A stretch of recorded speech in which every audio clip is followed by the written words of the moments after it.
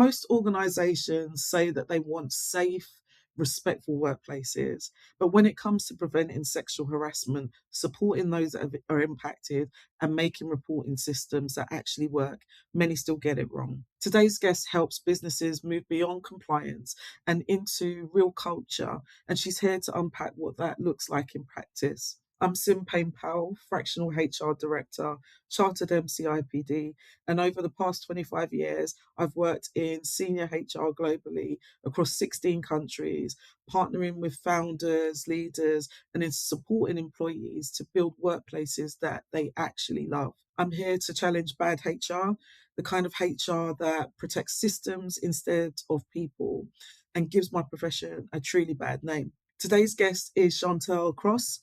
She is an anti harassment and sexual harassment prevention specialist with over 25 years' experience in HR. She helps organizations build practical, legally informed systems that protect staff and reduce risk. And she delivers training on prevention, reporting, and culture change. In today's conversation, we're going to explore how businesses can move from policy and awareness to real behavioural change and what it takes to create workplaces where people feel safe and respected. Chantel, thank you so much for joining me today. I'm so excited to have this conversation with you. I'm so excited to be here. Thank you for inviting me. So, I have so many questions for you because it's such an interesting topic. And with the law changing and everything that's happening now, I felt that this session would be great to give people insight and make sure that they understand everything that they need to do and what's happening around them. So, I wanted to ask you, you've worked in HR for over 25 years. What first drew you to this work and why did you open the Crosscheck Consultancy? So, I think a lot of HR people get into HR, or I certainly did, to help people. I think you spend so much time at work, Yeah. and often you're not able to deliver as much as you would like to because of internal politics, external pressures. You're not the final decision maker. You're often there to advise management, and they make the final decision. Mhm. And with different cultures, I just think it's really hard to make that change very often. Yeah. So I was quite disillusioned with HR at one point, decided to take a break and decide if it was what I really wanted to do. And then it was quite serendipitous, actually, because several things happened that meant that we set up a limited company so Mhm. I could more easily be self-employed. Some supportive courses sort of floated by my eyes that I did Mm. as to how to set up your own consultancy and the sales side as well. And then I ended up launching the organisation in September Mhm. 2024. And then the new legislation came in October 2024 under the Worker Protection Act, which is part of the Equalities Act. Yeah. That's brought together around 116 different pieces of Wow. legislation.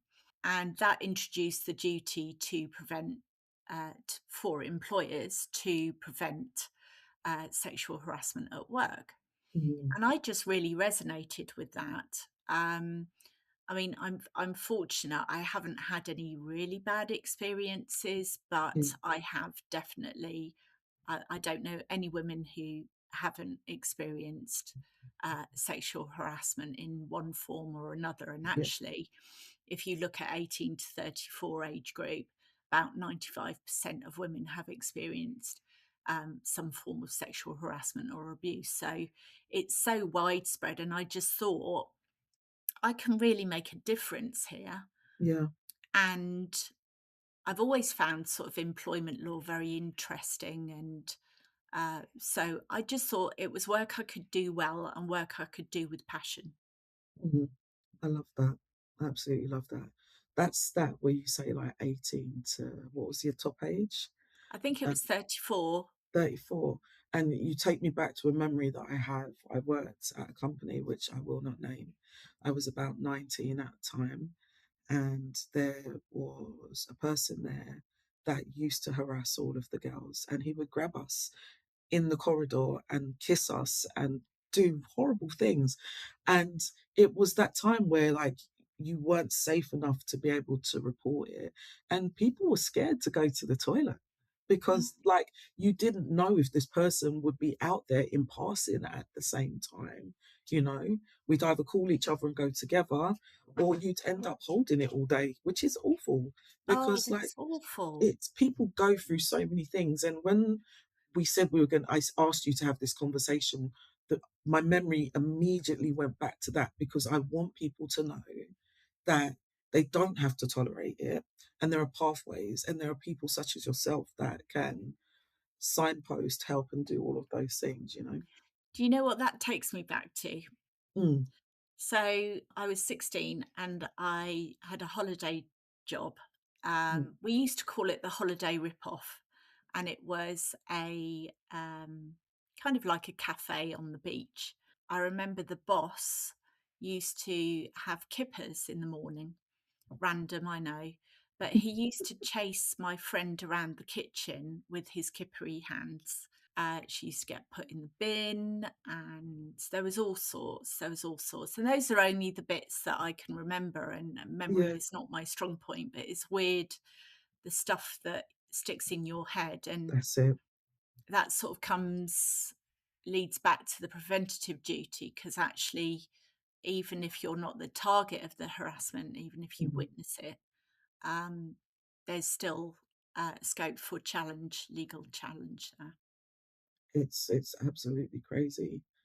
Like, the follow up question I suppose I have for you is, what do most leaders get completely wrong about preventing sexual harassment at work?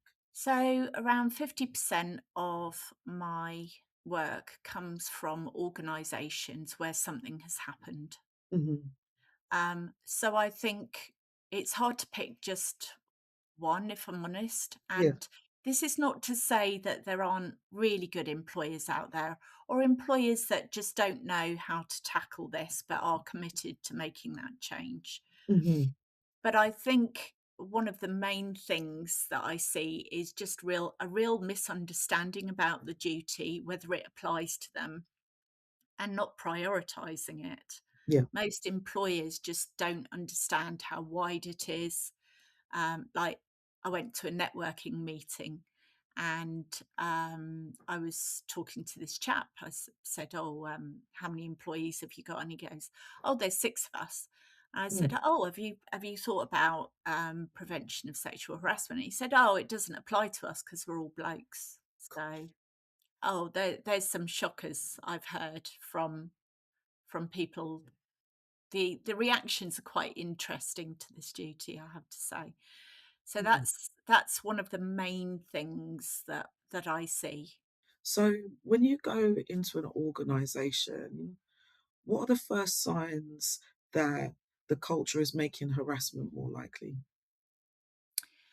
Making it more likely. So the biggest single indicator for me is passive leadership. Right. So it's not even that they are encouraging it, or there might not be people who are actually harassing other people, but Mm. it's that passive leadership in terms of what gets normalized. Right. So we've all heard the phrase culture eats strategy for breakfast. That's it. But my view very much is culture, what happens, and what is accepted, what gets challenged when no one is watching. That's it. And that it's just really important. So there was a study fairly recently, I think it was in the police, and they asked around 1,700 people Mhm. questions, and they talked about how sexual banter was um, the most reported form of harassment, Wow. and 3 in 4 had actually experienced it. But what was even worse was that I think women in particular felt the need to join in with the banter, but Mm. then that reflected negatively on them when they were in high stakes situations because their male colleagues didn't trust them. Right. So Wow.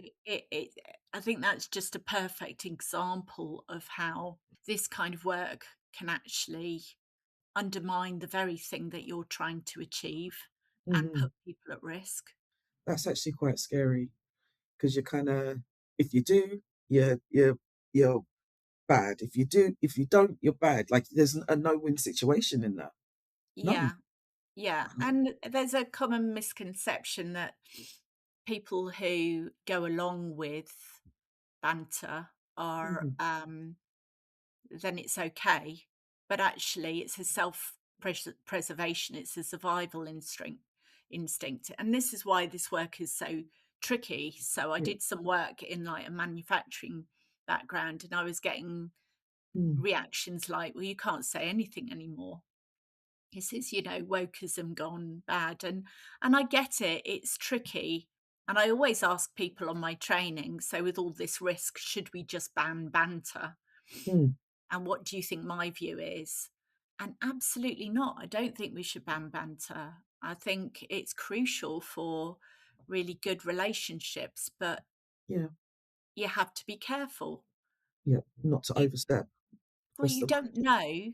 You don't know what that person's lived experience is. That's You it. don't know what's happened to them that morning. Those with minority backgrounds, I always Mm. compare it to mosquito bites with Mm. microaggressions. And this is what a lot of courses don't teach, is the more subtle behaviours. Yeah. Yeah. So with the microaggressions, I always liken it to mosquito bites. One or two is annoying, but it's usually not too itchy and it goes away. Hmm. But if you've got like 10 mosquito bites and you keep getting bitten, it's pretty much all you can think about. And if That's you're it. from a minority background, you're more likely to um, to have experienced these Yeah. microaggressions and these slights, these subtle everyday issues. Yeah. It's horrible. I've been through that myself. I Yeah. always remember working for a CEO who asked me to create an office move in less than 3 weeks, which I did manage to pull off. I didn't sleep for 2 days, but I pulled it off. And then he sent an email to the COO because he wanted to have a party on the Monday. So we moved over the weekend. And I said, like, we've got to set the building up. We've got to check everything. Me and the IT guy, we're exhausted. And he turned around and he sent an email to the COO and said, how dare this black woman tell me what I can do with my company? Oh, good grief. And the COO, who was Asian, brought it to me and said, do with it what you think is right. Um, and yeah, it's like some of the things we go through is absolutely crazy. You Mm, wouldn't believe half of the things that we go through that creates us. And I think that's why I fight so much to ensure that people have good HR and good support because I know what it's like to be on the other side and not have it. So yeah, definitely that. So what's one thing that companies say that they do to create a safe workplace, but in reality, it doesn't move the needle or make any change to the culture or environment? I think it's just dialing this work in. It Mm. really is. Mhm. So it's just going through the motions. And ultimately, unless you've got every stakeholder on the same page and that people know how to recognize and how to step in safely, Mhm. um, you've got to, you can't dial this work in. Uh, because it isn't going to make a difference. I mean, yes, it's better than nothing, but actually, if you want to move the needle culturally, and there's really strong business reasons Yeah. why you should do it as well. If you feel safe at work, you're much more likely to be productive. If you feel valued at work, if you know that if there is an issue, then you feel safe to actually speak up, that Mhm. makes a huge amount of difference. Psychological safety is one of the biggest things any business can create for their employees. Like, you It- can see it in engagement surveys. We know about Maslow, and his triangle of what needs, things that people need, and psychological safety is in there. Like, you have to look after your staff. I never understand businesses that feel like they can treat their people like nothing. And I saw that uplift during and after COVID, yeah. because they felt that they could do anything and they had the pick of whoever they wanted, so they could treat people Yeah. how they wanted. But Oh, that's not good for culture. It's not good for psychological safety. It's not good for the profitability of your business. It makes no sense. oh, that was another misconception I had recently. Yeah. Every day I'm just getting some corkers, I'm telling you. So on LinkedIn, I've been doing a little bit of outreach, and they've Yeah. sort of said, no, we're all remote, so it doesn't. We're all good, you know. And so I did write back and said there are quite a few surveys that talk about how harassment is less easy to detect, and that's a whole new area of research, and how it escalated in COVID. So, but they haven't come back to me. So It's absolutely crazy. It's I absolutely know. crazy. Uh, So, walk us through what effective sexual harassment prevention looks like in a workplace that actually wants to change, not just tick boxes. yeah. So that's the $1 million question, isn't it, really? Hmm. Um, and it's really hard to answer that succinctly, but I'll give it a go. Yeah. Um, so I think the first thing to do is do an effective risk assessment. Hmm. So that means looking at your organisation, and looking at power imbalances, uh, lone working, um, third party interaction. So anyone you come into contact with who is not an employee or a worker. Look at, if your Hmm. employees or your colleagues have to go out to conferences where there's alcohol present, anything like that. So really look at how people go about their day in your business at all levels. So I often hear, well, HR have done a risk assessment, but I always ask the question, well, does HR know about every single job? Do they know Hmm. what every single person does day Yeah. to day? Um, and I would argue probably not, because actually there might be elements of practice that are going on without their knowledge, Yeah. or plans from senior management, or contracts or things that are new, legislation that's new. They're not going to be party to all the information. So the first thing is to do a risk assessment well and really make sure that you're taking into account how everybody moves through the organization day to day in reality. Hmm. Um, you can also, other quick win, and obviously take action on Yeah. that. That's really important. And the risk assessment is actually, if you look at the Equality and Human Rights technical guidance on sexual harassment prevention, you are unlikely to be able to prove you've taken reasonable steps, moving to all reasonable steps in October, Yeah. if you have not done a risk assessment. So that is, I would say, by far a great, Biggest thing that people yeah, need to start with. a great culture, great starting point. The other thing to recognise is this is a cultural piece of work, Hmm. and it's a bit. I kind of see it as a big, like a big ginger cat Hmm. that you have to regularly feed, Yeah. otherwise the cat will die. That's it. Um, so it is an animal that needs regular nurturing and Hmm. feeding. It needs a home. It needs people to be engaged in the work and to keep Yeah. it going, and to have that top level stakeholder support as well. Hmm. Um, so it needs to be kept alive. I mean, there's a couple of other sort of quick wins. So, for example, get your reporting sorted. Yeah. Don't say just go to your line manager. Have List an about actual 4 or pathway. 5 different ways. Hmm. Um, So I have a partner. His name is Tim. Yeah. This is not a life partner. This is a professional partnership, just to be clear. And he has this great platform called Working Confidence. Yeah. And it's a confidential, anonymous reporting system. So there is like the platform, there's the phone number, and they have trained people to respond to any phone calls, but also they have this great culture tool. I think it's called What Three Phrases or something like that. So it's a pulse survey they do every month, Okay. and it takes probably about a minute and a half to complete. And then you get all that information fed back and summarized Hmm. on a monthly basis. And that's a really, with all the digital tools out there, there Yeah. really is no excuse for not knowing what's going on in What's your happening? organization. Hmm. Those things like are definite wins because I set up an ethics line in one of the businesses that I worked at.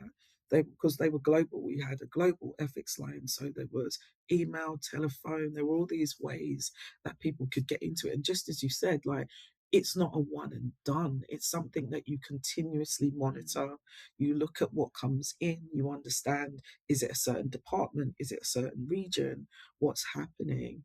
And then every month without fail, the person that set it up with me, we would report to the C suite and just be like, this month there's zero, this month there's one, this month Mm. this has come to pass. Like, so they understand, so the changes could be made. And as you said, like, you have to keep going. It's a little bit like DE and I, it's not a one and done, it's something that you continuously have to nurture and look at because there's always something happening, there's always something that's going to change. I think there does need to be a bit of a proviso with that kind of stuff. Like, no Mhm. reports doesn't mean that your culture is good. Exactly. It just means nobody's reporting. That's it. Why are they not reporting? Um, so I really think in order to do this work well, Hmm. you need to understand what's going on in your organization, the real challenges that your Yeah. employees and your colleagues face. And bear in mind as well, this also applies to workers. So Hmm. they don't even have to be employees. Yeah. So the scope is hugely wide. So just look at your organization and figure out where the high risk areas are and tackle them first, definitely. Yeah. Um, so they could be people working on their own, going out to visit clients, uh, more junior members of staff. Hmm. Look at your hierarchies. Who has the power in your organization? Yeah. And does that power go unchecked? And what could you put in place to ensure that power does not go unchecked? Exactly. There's so much to it. So like that person at the start of the session where you said like, you know, we don't have it, we don't need it, we're all Yeah. met, we're okay. There is so much. I think they also forget that men can be harassed because I've Yeah, seen that happen. I've had those reports absolutely. come in. It's not easy. So we started to mention men and sexual harassment, and Mm, the kind of overview or the thought or what I'm thinking about is when people think of sexual harassment, they immediately think of women being sexually harassed. mm, But you and I know that it impacts so many different people. It impacts men, it impacts those that are gender neutral, it impacts those in the LGBTQ plus community, it impacts people because of race. Like, do you have some insights or some understanding about that? Because I want to break that illusion that it yeah. only ever happens to a certain sector or a certain intersectionality. Yeah, no, I mean, there is evidence from every sector, particularly Mhm. where you get male dominated workforces. It's statistically more likely to happen in more male dominated workforces. But you're absolutely right. Of Mhm. course, it can happen to men. I do Yeah, have a couple of cases that I can tell you about. So the first one please. was actually in ASDA. a man was kicked in the bum, I think, by a colleague on 2 occasions. So, although we're talking a lot about the preventative duty, how you also react to it Hmm. is really important as well. Hmm. And I just think this chap wasn't taken seriously enough. Yeah. And it was really, really poorly handled. And I think he won about 40 grand, something like Wow. that. Yeah. And that's the other thing is that people may not realize is that if you are challenged on this, because it comes under discrimination, it's usually going to be a more complex case. So you're talking about 3 days in tribunal. Yeah. So Minimum. even to get to the end of the trial and all the prep and all the Mm. stress, you're probably looking at around £50,000 Yeah. just to defend it. Fees. Going back to what you were saying about men being affected, there was another case as well, in Hmm. particular, that springs to mind.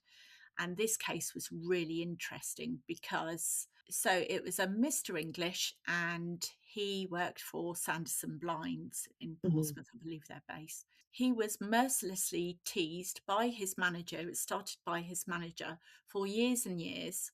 Hmm. Um, and he was an agency worker as well. He wasn't even an employee. Oh, wow.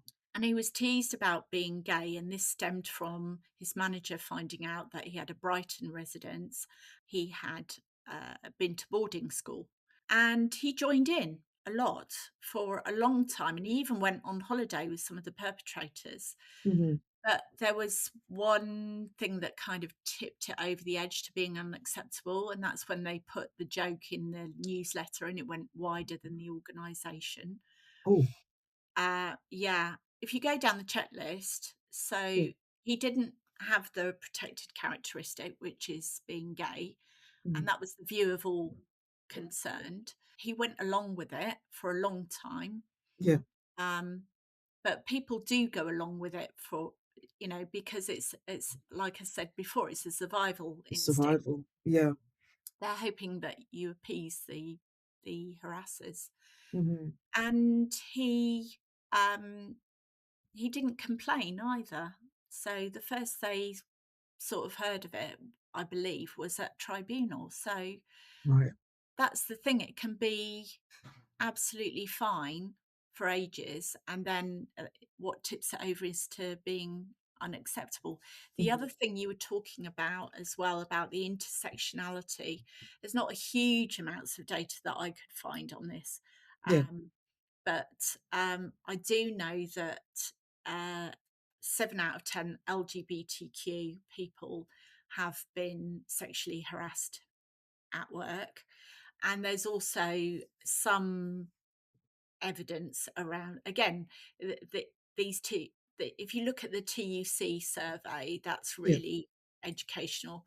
And there was a second TUC survey with Queen Mary University not that long ago in 2024, Hmm. where that reported on Black women's experience of sexual harassment in the workplace. And Yeah. apparently 65% of respondents had experienced workplace sexual harassment. 51 of them had said that it had had a negative impact on their mental health. Hmm. And there's a bit more evidence that I found as well around the Welsh Government's Race Disparity Evidence Unit. So there is the evidence out there, and I suppose that as we move forward with this legislation, we're going to be monitoring this information more and more. So To see it come through. more evidence will come out. Hmm. I think it can be really hard as somebody that has been through it. Mm. It leaves you feeling less than when somebody says stuff because you're exotic and I want to try one time. Like, like it makes you look at yourself in a different way. Did I do something to warrant that attention? Did I Mm. wear something that wasn't the right thing? But you can't blame yourself for that. That's somebody that is overstepping the mark and thinking it's okay to say things that are really disparaging and not not welcoming or entertaining at all. I don't want you to approach me because I'm exotic. What is that? Yeah, I'm from South London. exotic at all. I'm just me. And like, that's not a way to speak to somebody. It really isn't. It's totally inappropriate. I mean, my training covers what I call microaggressions, Mhm. and I've lost count of the amount of people on my training who've never even actually heard about it. And one of the examples I sometimes give is about touching Black people's hair, as if you're kind of available for inspection. It dehumanize. I mean, I feel, I don't know what Mm. you think, but I feel that it just dehumanizes them, and it's inappropriate. It crosses boundaries. I just, yeah, Like, please don't touch me. Please don't yeah. be in my Oh personal God, I have space like done. that. And like, I I'm had a that HR one. lady that likes to hug people and say hi, but I will always check if it's okay and how are you doing. But please Yeah, don't touch my hair. Please yeah, don't do things. I change the color. I do weird and wonderful things with it, but that doesn't yeah. give you the right to kind of put your hands into my head and be like, No, oh, absolutely. you know. Yeah, But like totally agree.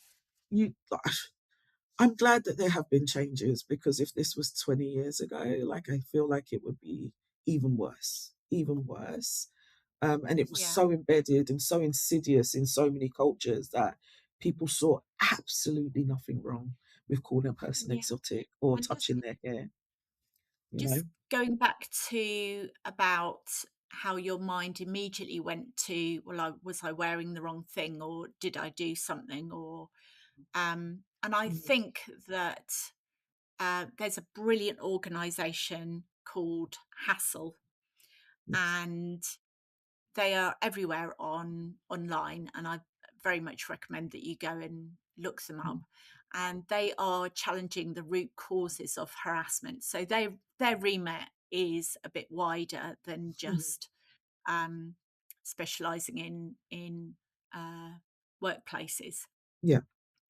But their view, as well as very much my view, is women have been minimising themselves, risk assessing, taking different routes, going in taxis and leaving Mhm. evidence there, getting recordings of big burly blokes when they get into an Uber saying that he's got their registration number and they're expecting them and tracking them and all of that Mhm. kind of stuff.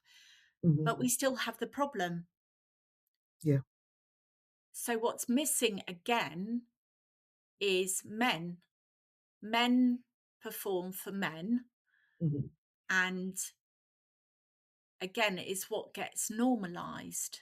So silence is not neutral. It's complicit. Silence means that gets translated into that's behavior is acceptable. Yeah. And um, believe me, being an active bystander is a skill. There are safety concerns. I get Mm. that.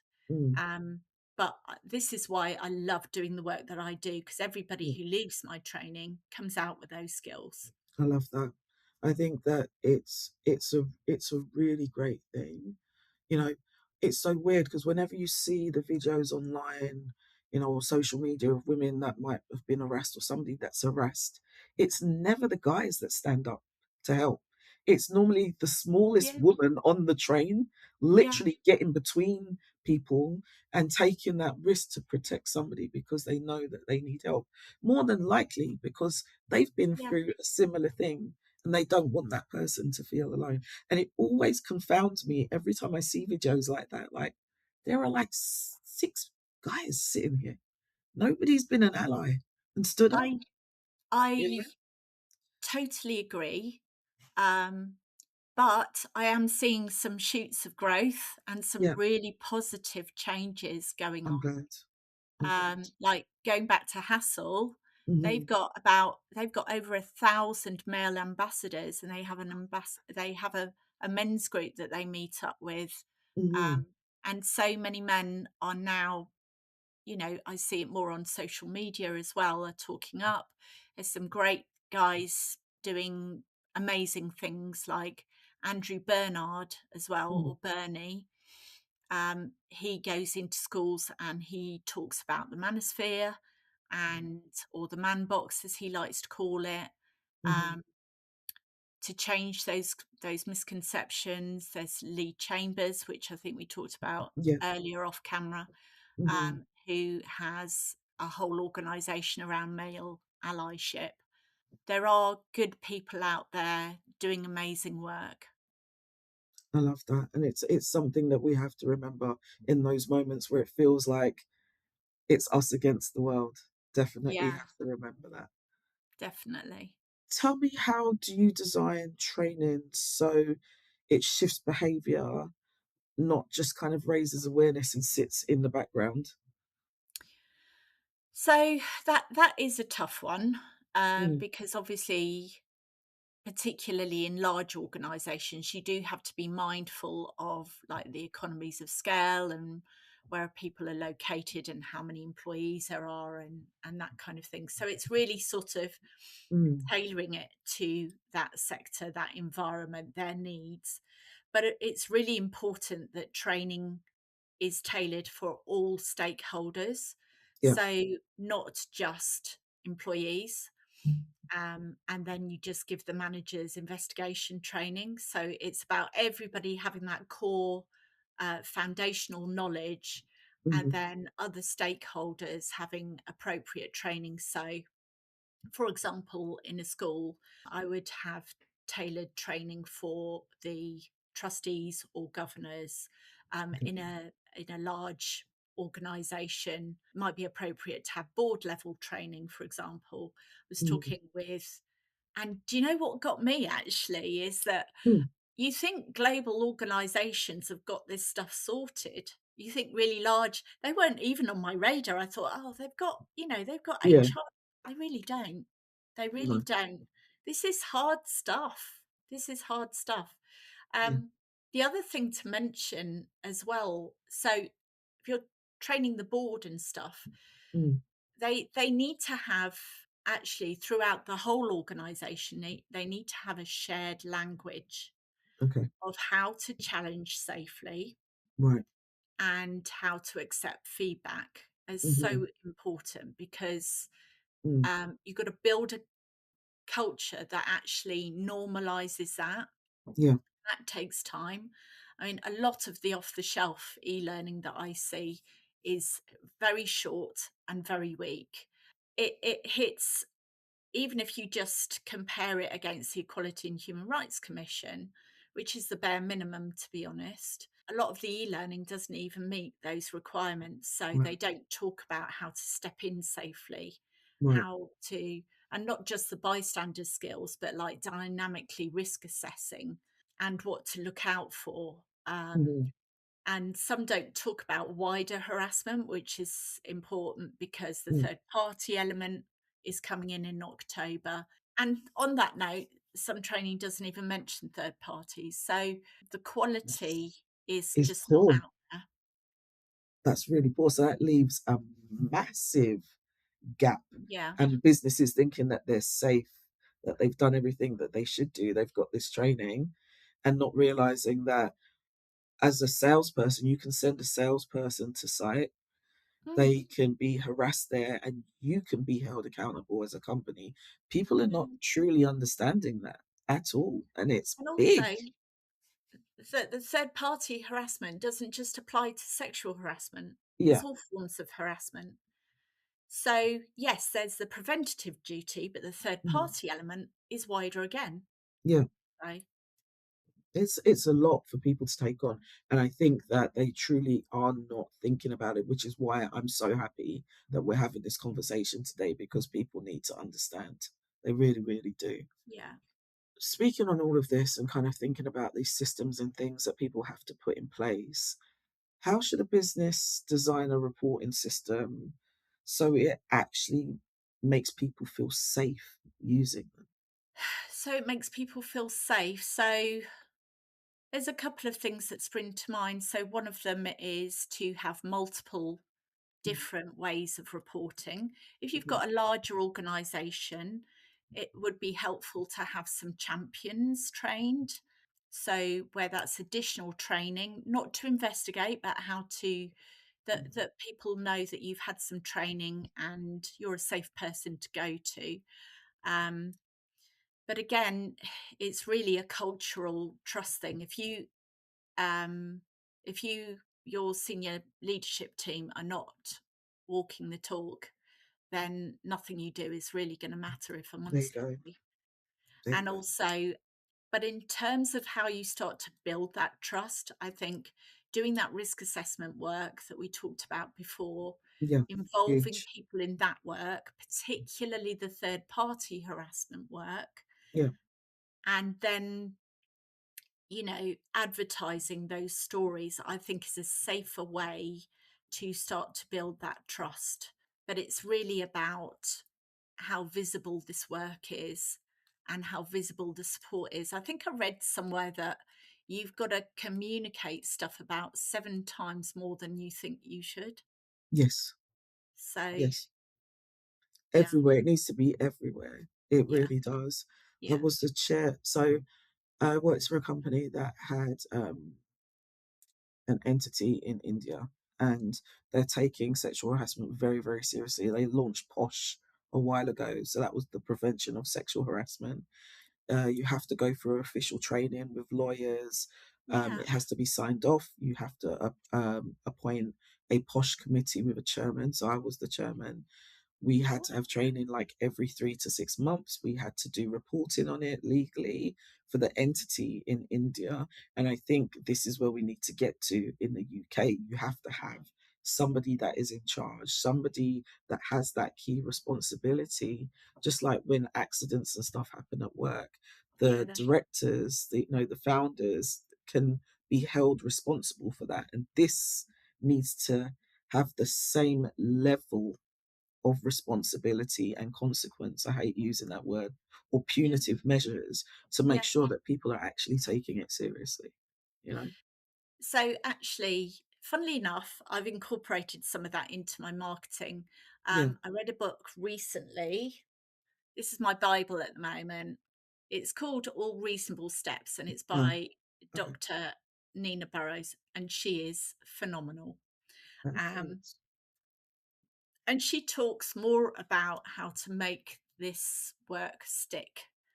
So to move away from the reactive stuff. Hmm. And um, she uses a really interesting analogy around fire prevention. Okay. And she's absolutely right. You've got all of these things in place, visible signs that it matters, and it's a legal requirement as well. So you'll have, fire extinguishers. You'll have like flammable, non-flammable blankets. You'll have people trained. You'll do evacuations. There will be lots of visible signs, and sexual harassment prevention is no different. Well, So you need to risk assess sort of in the same way, that's it. and preempt any issues happening and look at what you need to put in place to stop it. Don't understand what people don't understand about this. It's not. So the catchphrase that I'm using at the moment is the complaint is the smoke alarm, but how did the fire start? I love that. I Yeah, love that yeah. because I was people quite do pleased with believe. myself when Yeah, I love that. That's. Do you know what? That is really, really cool. And I think yeah, that that is such a great thing to use because it does, that analogy immediately brings imagery to the head and gets people to stop and gets them to think. yeah. And I want Perfect. all businesses, however big or small they are, to do this work well. So Mhm. it's how you get through to them, you know. Wow. So we're talking about the systems that we can put in place and all of those things.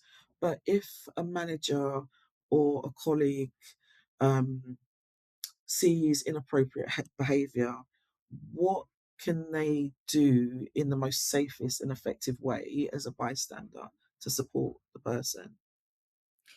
Well, I think that again, that's quite a difficult question to answer because it a lot depends on context, Hmm. not only of what's actually happened, but the location, the Mhm. relationship they've got to that person, and what the behavior is. But there are a number of bystander techniques that you can rely on. You don't have to go in and just all guns blazing and Yeah. directly call it out. You don't have to. There are occasions when you can and you should.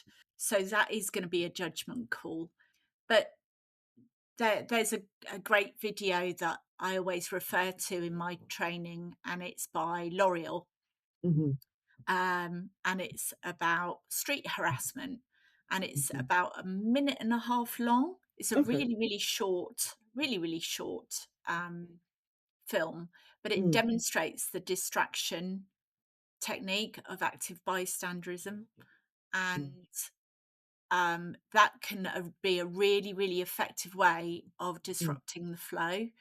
Got you. So, obviously, in organizations, there's lots of politics and underlying cultures and power dynamics. So, Mm. it could be that you distract in the moment and then have a quiet word, depending on how serious the behavior is. But what I find quite difficult is expecting junior members of staff to like manage up, if you see what I mean, Yes. to challenge them. So this is why I bang on about getting every stakeholder involved. Mhm. Um, so directors, for example, should be watching out for each other's behaviours, and how you frame it actually goes to. Sorry, I'm going to Police Scotland now, and they ran a Mhm. campaign saying, "Don't be that guy." Yeah. And the whole premise of this was about how you can be that active bystander, but in a way that actually calls on friendship and Mhm. those kind of being being a friend so that things don't escalate. So because very often we say and do things and we tread on people's toes. We don't mean to, Yeah. but we still cause offence. Yeah. So it's again having those skills of saying, "Look, George or whatever, this isn't like you. Are Mhm. you okay?" And Mhm. opening up those conversations and people feeling safe to have those conversations and actually have the language to say, So. "Do you know that made me feel uncomfortable? I'd appreciate it if we can do this next time." But there are Mhm. lots of different bystander techniques. I've added a couple to the list. So you've got the 5Ds, the usual ones, Mhm. and I've added in disarm and Yeah. detach. So Mhm. disarm doesn't mean tackling someone with a gun Yeah. to disarm them. Gosh, But no. no, I do not recommend that. Safety is paramount. So it's disarming is like using a bit of humor, because very Yeah. often you can really break the ice, but obviously that there's some care that is needed with that. Needed with it. Mhm. Um, and detach is very often you can get your message across by just not reacting, Mhm. not laughing at inappropriate jokes. Yeah. Um, I always say, go back to the research about what percentage of communication is your spoken word. Right. And very few people get that it's only 7%. So if I asked you for a glass of water, Mhm. and so I said, Simone, can I have a glass of water? And then I stood within 3 millimeters of you, looked you up and down and said, can you get me a glass of water? Or the Mm. emphasis is different. I know that's Yes. very sort of false, but No, I fully understand communicate, you. It's the connotations behind it, it's the tone of yeah, voice, it's the it's the subtext. body language. Yeah, Yeah, it's all of those things that we pick up on and we can understand and see. definitely. It's the subtext, and it's Mhm. so you might be saying one thing but communicating another. Wow. It's so interesting and like people so many people are going to have to think about their behaviors and what they do and the people around them because Yeah. it can cause chaos if not handled properly, if not Oh, handled. definitely. I mean, with because you've got boomers still in the market Hmm. at work, who Yeah. started work in the 60s and 70s. People are working for longer now, and then you've got your Yes. Gen Zs, your millennials that have been brought up with the Me Hmm. Too movement, which means they are Hmm. much more likely to call out inappropriate behaviour. Yes. What they deem to be acceptable is very different Yeah. to how boomers were used to working in the 70s. Have you ever That's seen it. that program, Life on Mars? Yes. Yeah. So, Life on Mars, for people who don't know about it, is a show set in the 70s. And honestly, It's it's excellent. quite breathtaking what went Yeah, on. But it was a good series, but very, very different times. definitely. When you think about sexual harassment prevention, is it more about training, policy, or leadership behavior? So I would say the most important thing in that little trilogy is leadership behavior every Hmm. time, because what they value, what they drive, what they demonstrate is what happens day to day, what they Hmm. tolerate, what they challenge.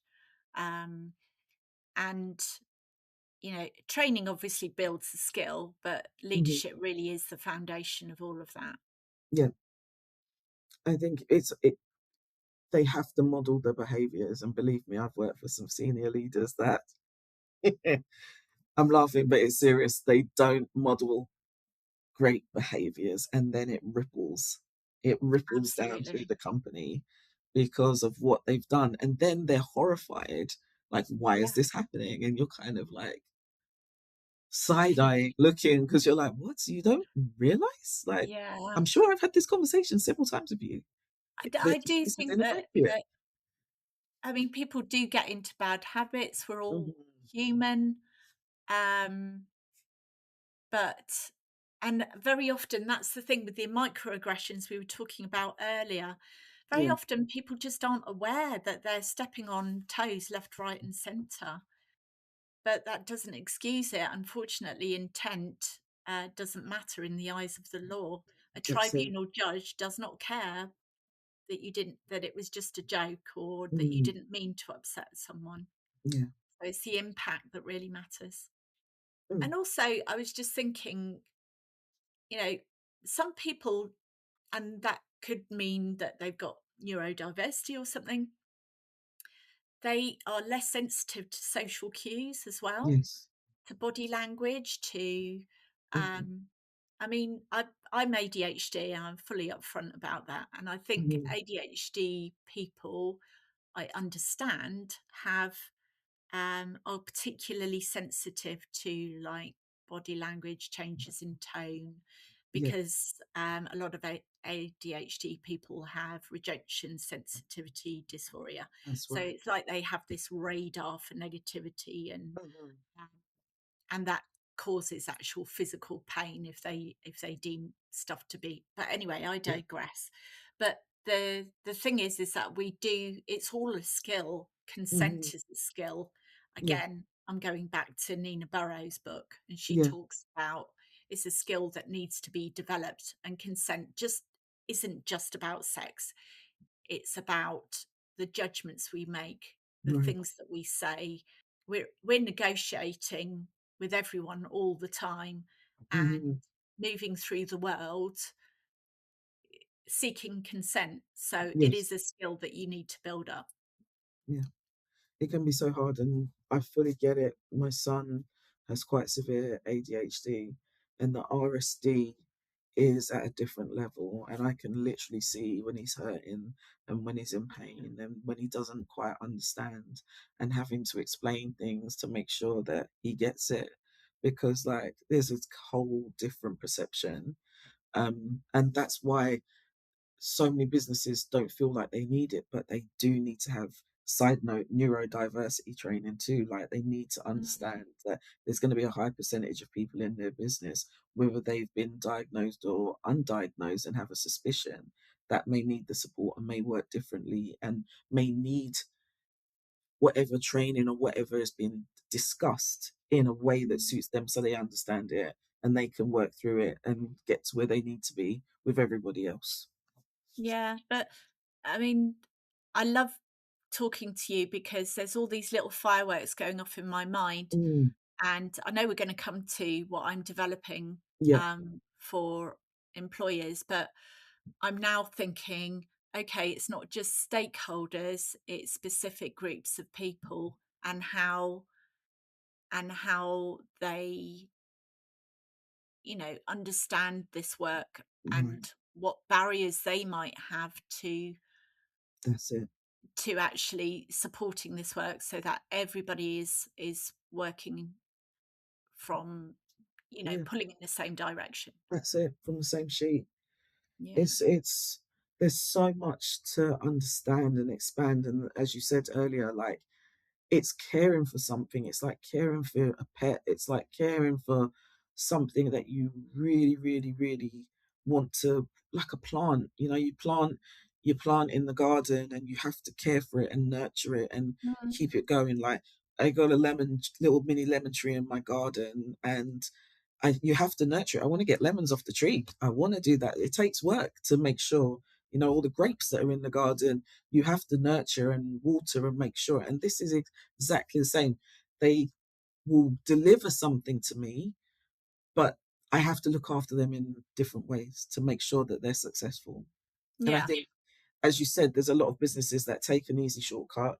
They pick up this random training that actually does not help them properly, doesn't cover all the factors and all the things that they need to understand, doesn't take into consideration anybody that might be neurodiverse, anybody that might have some kind of intersectionality that this training might not be 100% for, and haven't checked to make sure that it's landed. And there's all these things that we need to think about as we grow companies. Something that starts as a little niggle can literally tear it apart. So that's why you need people like yourself that are across this, that understand it, that can keep a company where they Mm. should be. And I think it's really unfair on HR people to do this kind of work if they don't have the time and space to really understand it. Hmm. It's very nuanced, and Yeah. obviously it's cultural and it's complex. So Hmm. um, Yeah. I do feel for HR people having to navigate this on top. It's a lot, right? We are normally the catch-all department. Yeah, That's what I say to people. HR, we catch all. AI, give it to HR, they'll figure out flows. This, yeah, give it to HR, they'll get it sorted out. Oh, yeah. we're not happy with this, give it to HR, they'll sort it out. And we are normally the catch all of everything that's happening. So like it is a lot to take on. And I'm so glad that you there's stuff that you're doing, and it leads me into, about the new business and the new platform and what you're doing, because I feel like this is really interesting and people truly need to understand what you're building, how it supports, and what they get from it, because I feel like it's going to help so many people going forward. Okay, so I haven't actually sort of prepared for this, so forgive me if it's Yeah, like off the top of my head. But that's when, okay. whenever I go into HR Hmm. jobs, I like to fix things. I like Yeah. to see where things at source, not Hmm. sticking plaster, but at source. So if a Hmm. policy isn't working and um, it's tying up HR and management in knots, or communication isn't landing or whatever, I want to go back to the source and fix Hmm. that, um, so that we can all become happier at work and more effective in what we do. What I was seeing, I've done this work for a good couple of years since the new legislation came in, and what I was seeing was everybody running around not really knowing Yeah. what reasonable steps was. It's quite bitty work as well. Yeah. So you've got different elements that you need to do, and you need to tailor it to the organization. So, although I had a framework that I'd developed and given to organizations, as well as tailored training, all of that kind of thing, I Hmm. then thought, well, it's still really bitty and that annoys me. So I'm going to stick it all on the platform, basically. Mm. So it's going to be called Safe Space Collective. There is a list open at the moment. I'm working really hard to get it launched Mm-hmm. autumn this year. So it'll be in Perfect. place for the legislative changes in October. Mm-hmm. And it's basically the result of me hyper focusing on this for 2 years.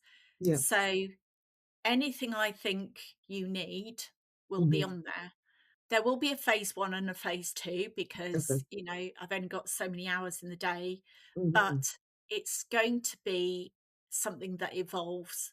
So you'll get all the usual stuff like the policies and, uh, checklists, but you'll also get like a dashboard where you can oversee where you're at with anything at any Mm-hmm. one time. Got you. Now, obviously, there's a caveat. I cannot promise that you'll never be taken to tribunal.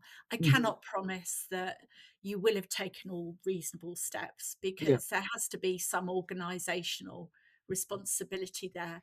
Mm-hmm. But what I can promise is that you will have the guidance, the resources, really, really high quality CPD, sorry, Mm-hmm. accredited Mm-hmm. training, and every stakeholder catered for, and it's going to be sector specific. So I'm so excited about it. So you'll get the really good foundations, and also we're going to have like a risk assessment that is going to be really detailed and account for all these different sectors. Mm-hmm. And that will then produce a report where you can prioritize what you need Perfect. to do. And Mm-hmm. but the best part is like this dashboard, and you can see where you're at with training, compliance, what resources are there, and I can continue to add to it.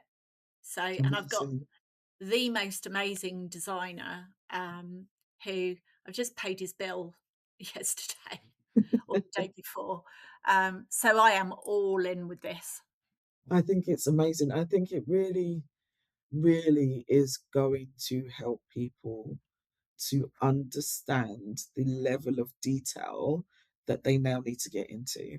And it's Yeah. like having you in their computer or their back pocket. They can literally be in that and understanding that there's this training, understanding that there's documentation, knowing that it's going to be continuously updated with changes to the law, Oh yeah. what needs Yeah. to be done with compliance. I think that it is an amazing thing for people to sign up for. As you said, the wait list is open. We'll have all of the details in the caption when we post, so people will be able to sign up and join the wait list, which I'm Yeah. excited for because they really do need to do that. I think that it will make a major, major difference.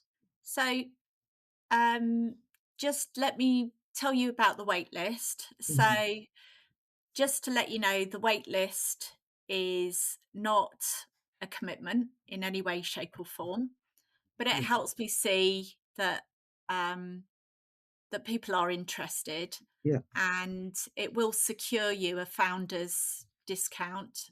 And I will yeah, be selecting people to be beta testers as well. perfect. Um, so you can unsubscribe at any time. It's purely for the wait list. You're not going to get added to any other lists or anything like that. But let me just leave you with this one line, because I firmly believe that compliance is the flaw, not the goal. Yes, I love that. That is an amazing quote. That I'm is an full of amazing them. quote. I'm full of Yeah, them, Simone. and it is an amazing quote, and it's a great thing for people to understand. I Yes. hate the fact when people go, "Well, we've ticked all the boxes," and like, yeah, Yeah. it's done. But what does this mean for you in your business and your culture? And Yeah. what can you do Yeah. to make it even better? And you know what, Simone? I thought I'd be bored of this by now, but actually I'm even more curious, even more determined.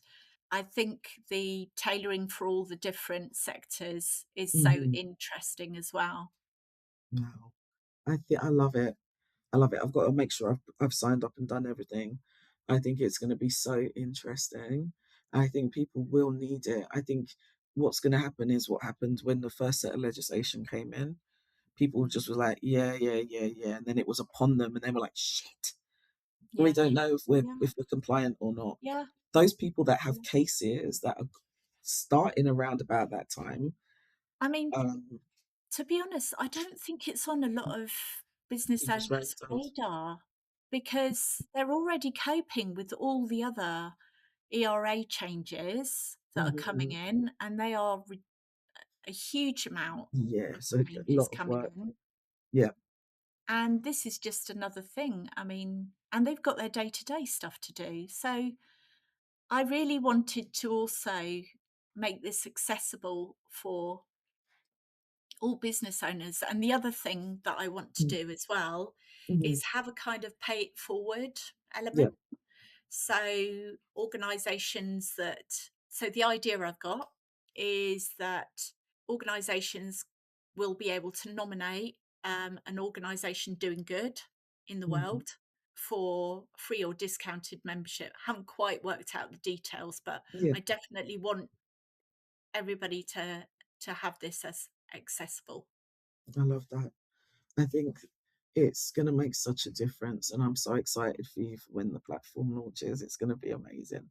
It's going to be Well, amazing. honestly, it's been such a joy talking to you as Oh, always. thank you so much for joining me for the podcast. Like, I love when I do these sessions because I love seeing people in their element and talking about what their passion is. And I know that you are truly passionate about this. So, again, I'm going to say to people, all of Chantel's contact details are in the caption. Please, Okay. if you need any support, you're unsure, you don't know what your next step is, you haven't even started, she is the lady that you need to go to before the legislation kicks in at the end of the year. You really do need to have yourself buttoned up, and you need an expert on your side that can do I it. prefer specialist. I don't think I'm an expert, but I just have hyper focused on this. But if you want more information on the waitlist, just go to crosscheckconsultancy.co.uk. Perfect. Thank you so much.